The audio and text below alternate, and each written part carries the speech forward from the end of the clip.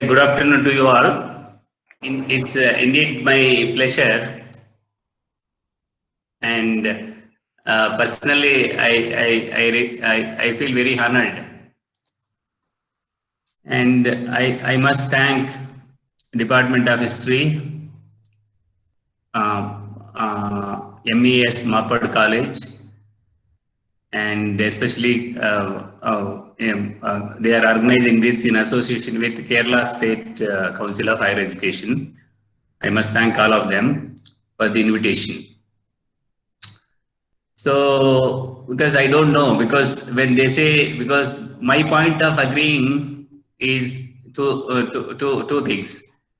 One point is because I want students from Kerala, or let us say South India, to come to this great university, and especially to our Department of Tribal Studies.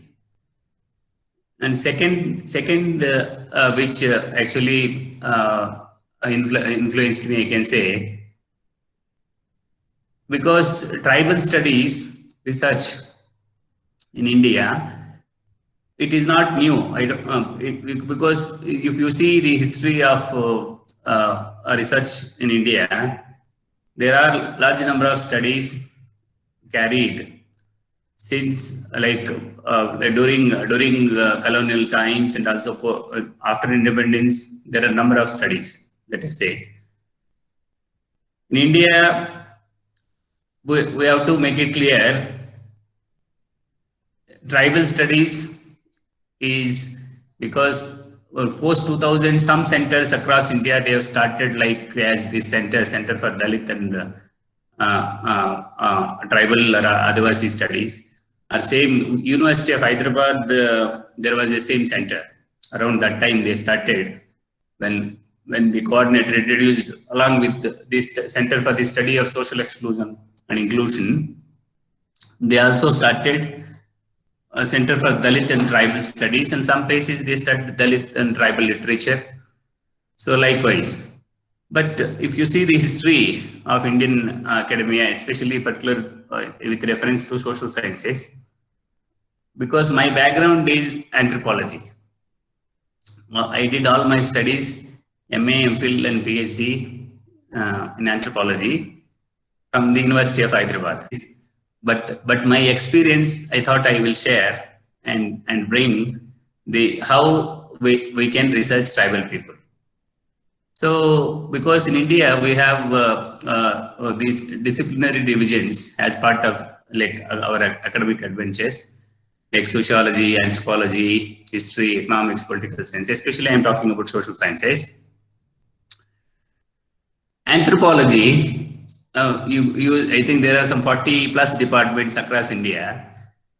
Majority of especially social anthropology, and majority of the departments, anthropology means for them it is tribal studies. We will have generally we have applied anthropology and tribal welfare, one separate course. So there, Indian society, when another course is Indian society, then some places they have Indian tribes. But by and large, see, in MA we may study different courses as part of the degree, but when it comes to MPhil and PhD, majority of them they carry tribal studies. In the tribal studies, we have a lot of like we have anthropology, we have many sub-disciplines. All of you are aware. I think we have economic anthropology, political anthropology, social anthropology, now of late now business anthropology, anthropology of internet, anthropology of communication, urban anthropology, environmental anthropology. You can prolong, you can go, it will go on.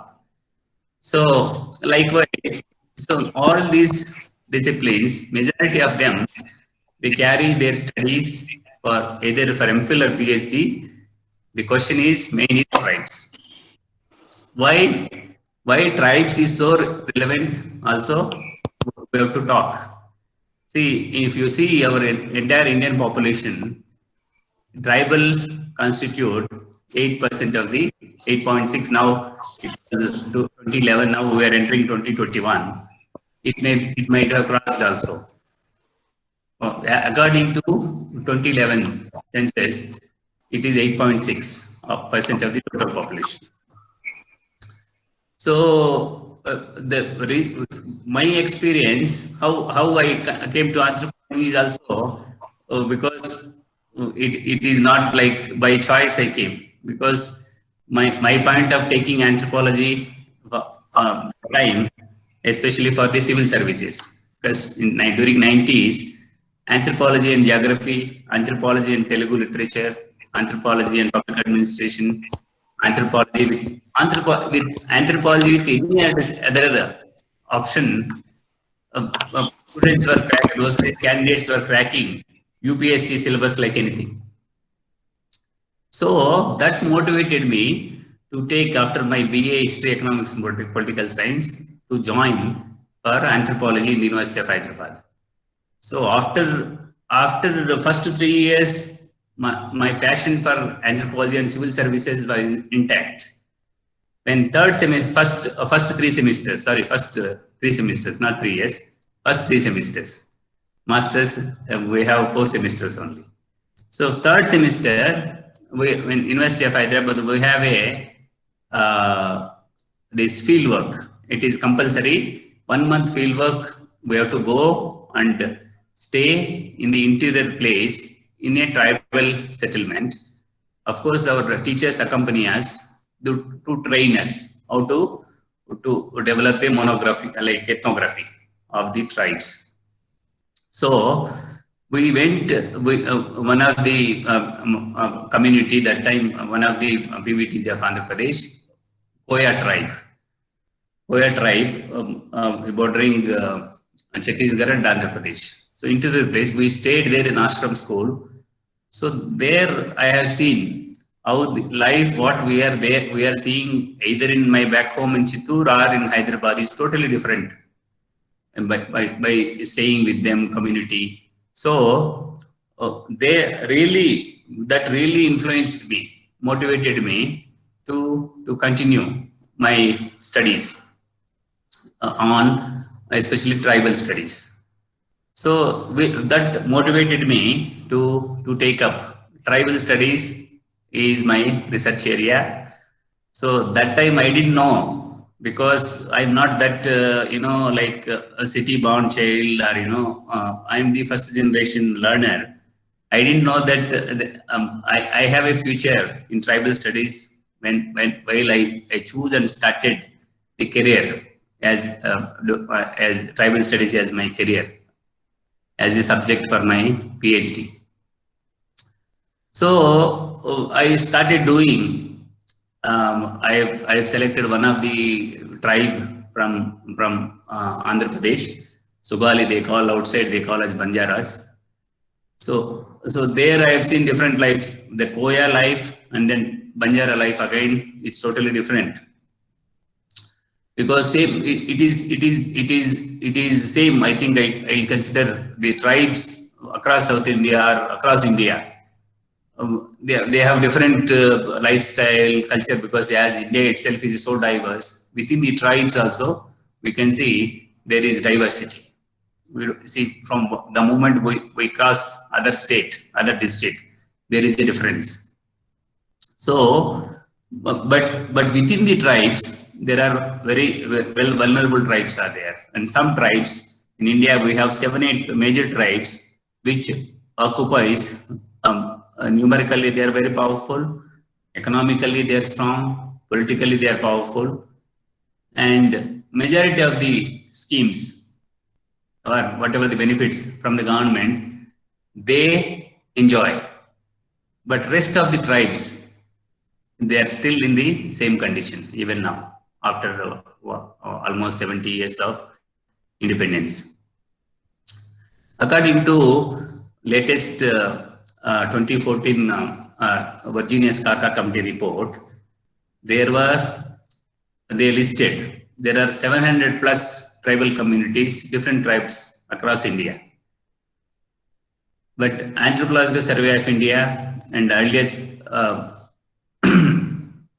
surveys, they suggested there are 500 plus tribal communities. In that, we have 75 primitive tribal communities, which are very primitive across India. And this is the government nomenclature. If you see, during I was saying research, tribal research is not new. Tribal research was there during British period. Tribal research is there post-independence period. Tribal research is there, and especially tribal studies departments have emerged in 21st century. But if we see the reality, what is the reality, real status of the people, and accept these 7-8 major tribes. Let us even in every state they have some more. Rest of them, still their condition is very vulnerable. They don't have minimum facilities even now. So this is see, I'm raising all these questions. I think we can answer maybe question answer session. We see, I don't know, because how I'm able to put it, because as I told, I started getting interested, so I just carried. So I'm here. I'm landed because that was my dream later. Once I started seriously doing it, then I thought I must become a professor of the university. So that's how I'm here, one of the prestigious university, that first of its kind, National Tribal University in India. Why to do research at all? Why only tribal studies research? Why not other research? If that is the question, I think majority of the students who are you joined from your colleges, because I came to know MES institutions are very popular across Kerala and outside. So they should, my point of saying why to do tribal studies research. As I mentioned, there are almost more than 8.5 or 8.6, even now, maybe now around 9% of the total population. And why it is important? Tribal studies research, why it is important?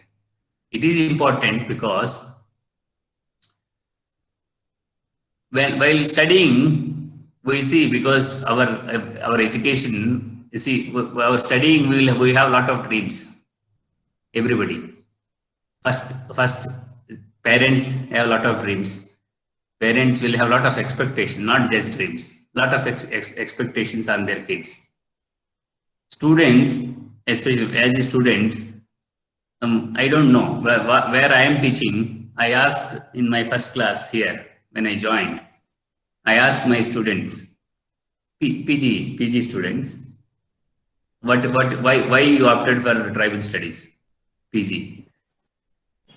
They said, we don't know. We did not get seat in what is the science subjects there, so we came to tribal studies. Then in my next class, I asked one of the research scholar who is doing PhD in our department, why you have chosen tribal studies, and then also PhD also tribal studies. That boy said, sir, in my house, they want to see me as a politician. So for that, I told, for politician, why do you want to study PhD? You should have, anyway, you did basic qualification MA.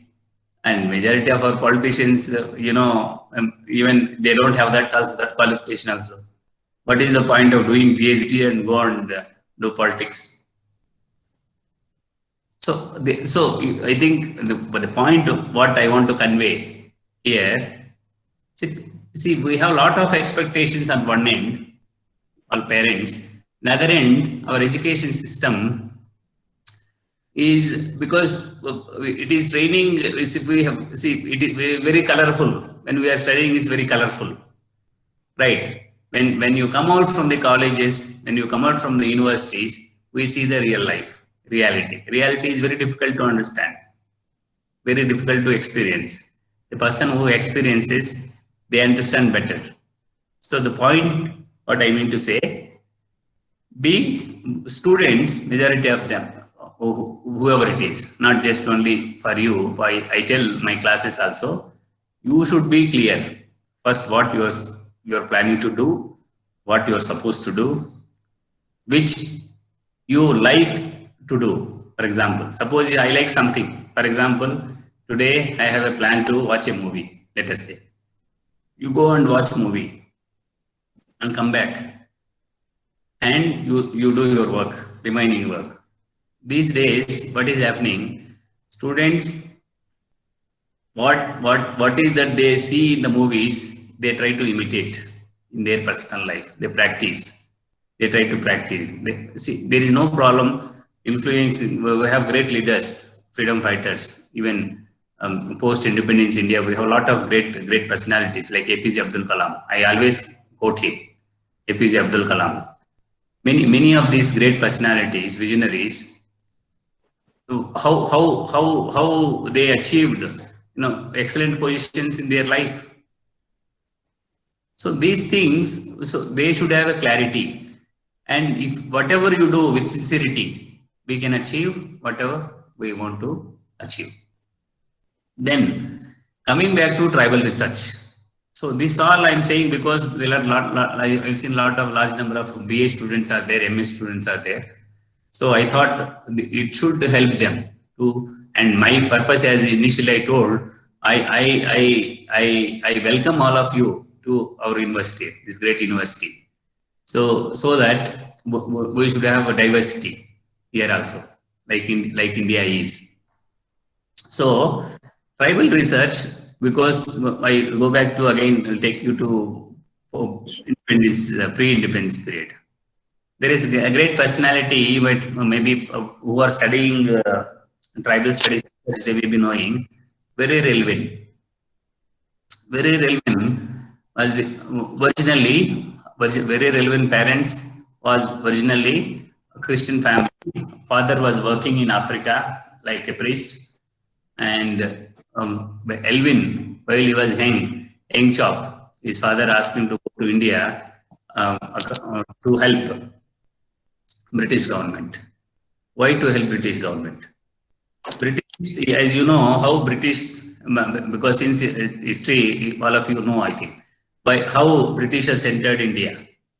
They occupied across how in the main trade routes they entered in India, which all of you know. Across India, they occupied, except these tribal areas, you see. So because why they occupied, in a sense, though there is a resistance from mainland India, but they could win. But in tribal area, especially, they got a lot of resistance. British people, British administrators, rulers, they did not expect that they get so much of resistance from the tribal people. Then they thought, how come mainland India people were able to defeat and occupy easily, but tribal areas they could not win so easily. And they thought, because why they're targeting tribal area? Because tribal areas are the places where a lot of minerals are there, a lot of resources are there. This is all, you know, all these minerals, now mining, situation of mining, you know, across India, what is happening. So they thought, unless and until they have a control on the forest areas, and there is no point of ruling the India. So because that is the harbor, gold mine, let us say. So they thought by force they cannot occupy. So they engage some of the missionary personalities and some of the anthropologists to study the tribal culture, tribal society, so that through them they try to enter the tribal areas, which they succeeded to a large extent. So because of that, post-independent India, other disciplines, they gave you know, nomenclature to anthropology is a colonial subject. It is a Britisher subject, because the subject helped the Britishers to occupy our country, especially tribal part. Right. So coming back to Veeral Elvin, so after entering, he was associating with Mahatma Gandhi, and he was actively, though he has come to India for a purpose of a missionary work.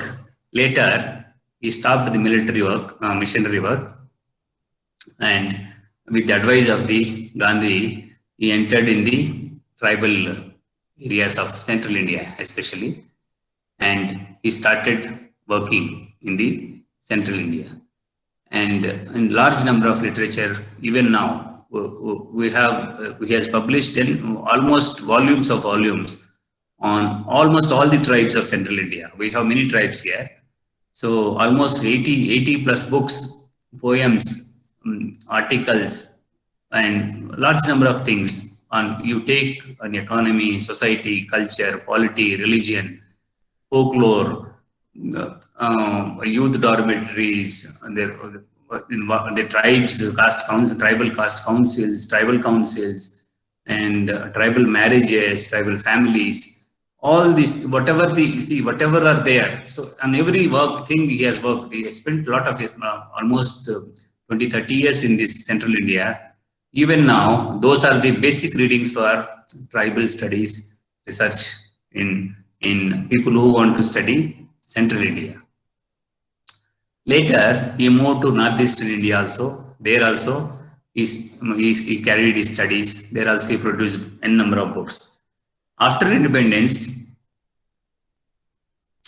Government of India, especially under Pandit Jawaharlal Nehru, so they appointed him as the advisor to the Prime Minister to look into the tribal issues in India, because he has a lot of experience working in the tribal society, tribal areas. So government wanted to use his services for the tribal administration. Of course, the concepts he has proposed got a lot of criticism in Indian academia, especially like Professor G.S. Gure, famous sociologist that time.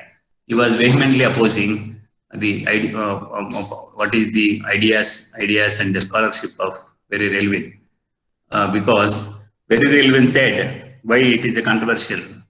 Veeral Elvin said, since tribal people who are especially living in the tribal forest areas, they should be protected. The point is protection, it has become. So he said, because when mainland people enter in the tribal areas, they can easily exploit them because they are illiterate.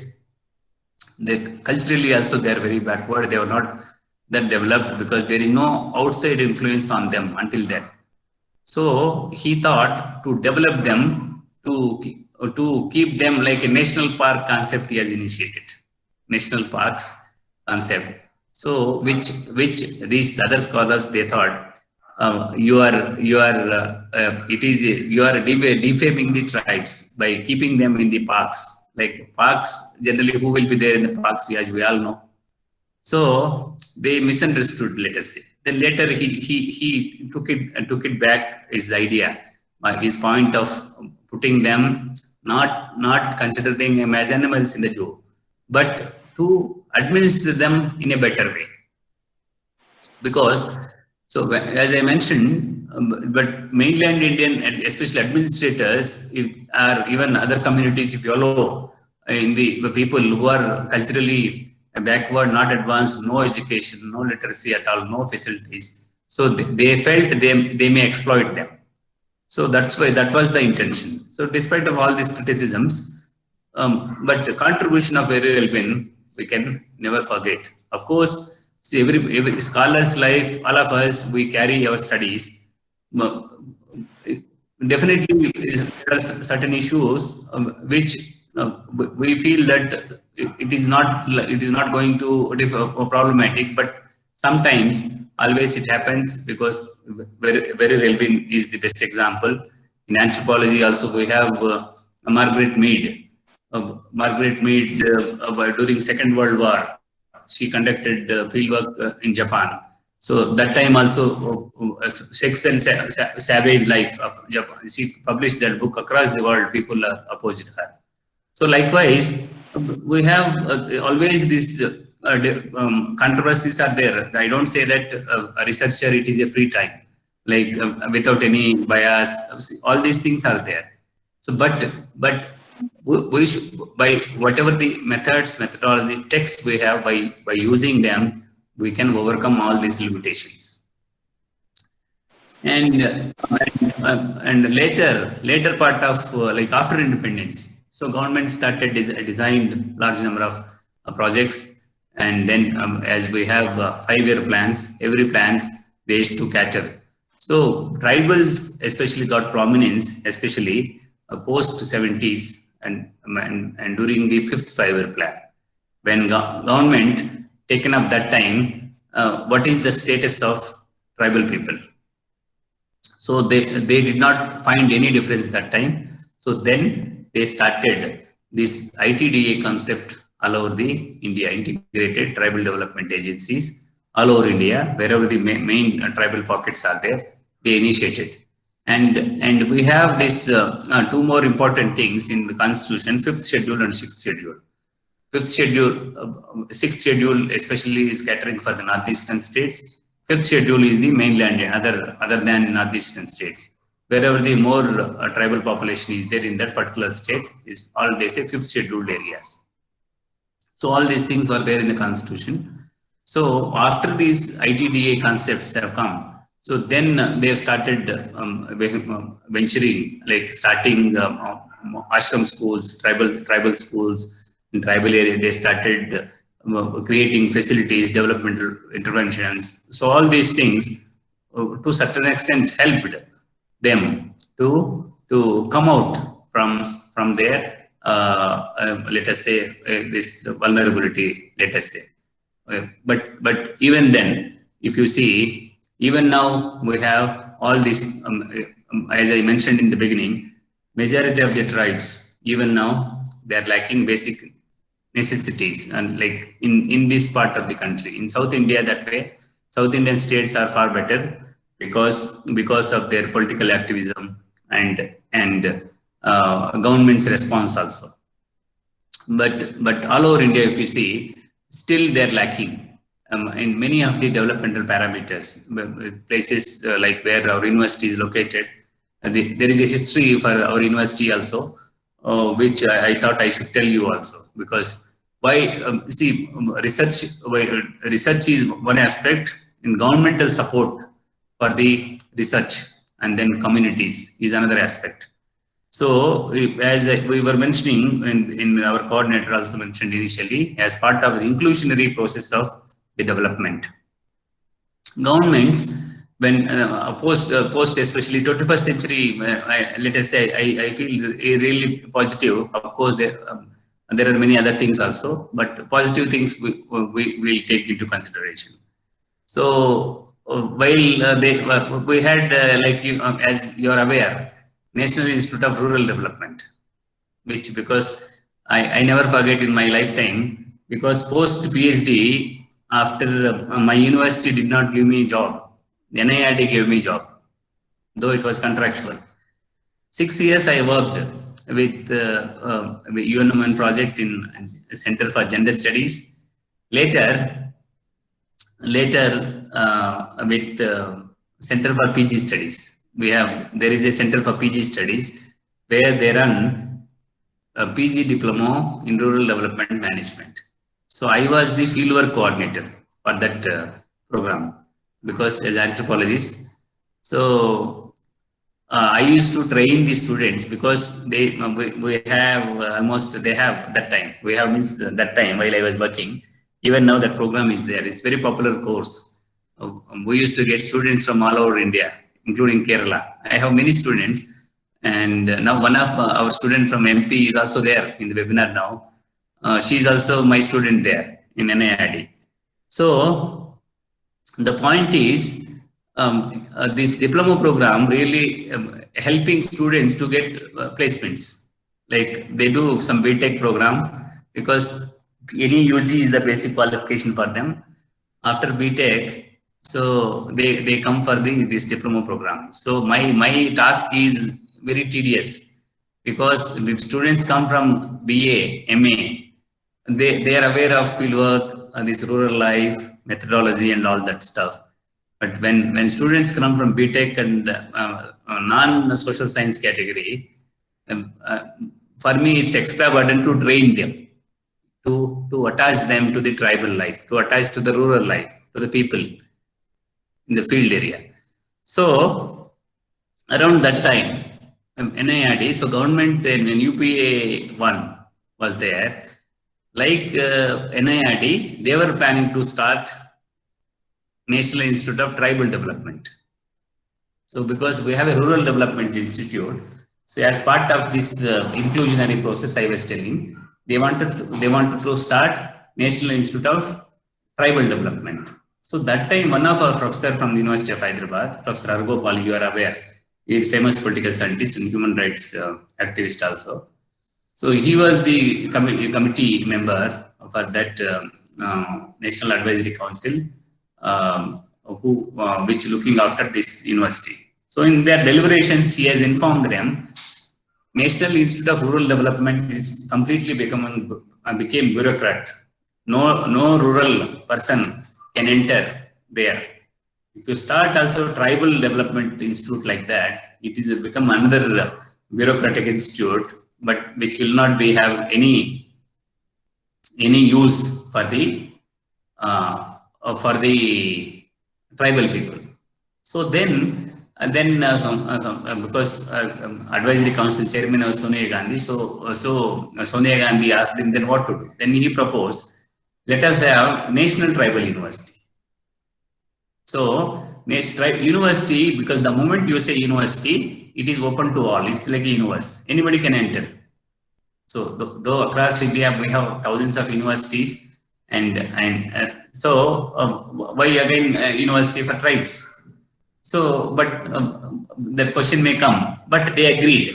Whatever it is, we don't get into all that background nitty-gritty things. But they agreed. They as initiated.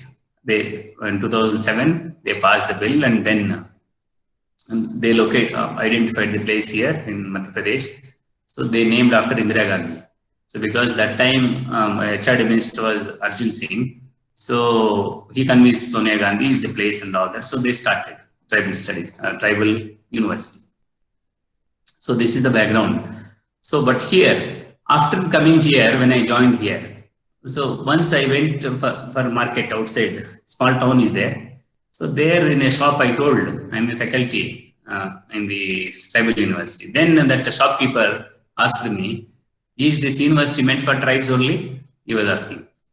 Then I said, no, not at all. It is open to all. It is university. It is not a tribal university, means not only tribes are there. So, because it is meant for everybody. So until that time, he didn't know that this university is meant to everybody like any other university. And then he said, I didn't know this. I sent my daughter to the Bilaspur. Every day she is up and down. She is doing to Bilaspur to this Bandra. Almost 3 hours every day train journey, and then to wait for the train. She is doing up and down. I didn't know earlier. So likewise, people see why the point I'm saying here. So majority of the people see having the system is one issue, and how to utilize the system, how it will useful to the system is second thing. So that way, so this university slowly it is spreading, because thanks to our earlier Vice Chancellor. So he has appointed people from 24 states as faculty here across. Even we have two faculty from Kerala. So that way across India he has taken from 24 states faculty. He has taken because it is a national tribal university. Its orientation is national all over India. So and we get students, though as per the constitution we have how much we have only some 6.5% reservation for scheduled tribes, but in open category also majority of them they are coming here to this university. We have some 3,000 plus students in different departments, 34 departments and 7 schools we have. And it is slowly increasing. And we have a regional campus in Manipur also. So I think why the question is, what is that? Why we have to do tribal research? Because we have to do tribal research, I can say, because they even now there are a large number of tribal people are like at the periphery, at the margins, right? So especially for history students, sociology, anthropology, political science, economics, and social work, all these social science streams, let us say. So it is a hotbed to carry their studies. So I think I will stop here. So we have maybe some questions or discussions, let us say, and whatever I left here now, maybe in the next lecture, I think we will discuss. Thank you all.